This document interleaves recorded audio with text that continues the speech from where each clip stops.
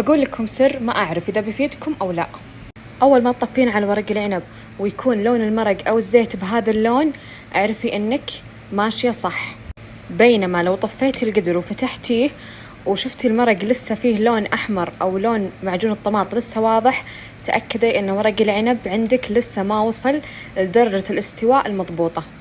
أيضا إذا كان على وجه ورق العنب أول ما تفتحينه اللي هو بقايا معجون الطماطم، تأكدي إنه لسه ما استوى.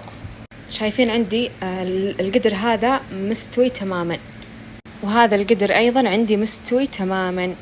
بينما القدر هذا اللي أنا رجعت أضغط عليه لسه يبغاله زيادة نص ساعة أو 45 دقيقة. وفي حاجة ثانية نسيت أقولها لكم، لون حبة ورق العنب لازم تكون باهتة شوي. يعني إذا فتحت القدر والورق باقي أخضر زاهي، معناته أنه لسه ما استوى باقي. لازم يكون لونها بهت شوي أو اختفى اللون الزاهي هذاك، معناته استوى عندك. إن شاء الله أني أفدتكم.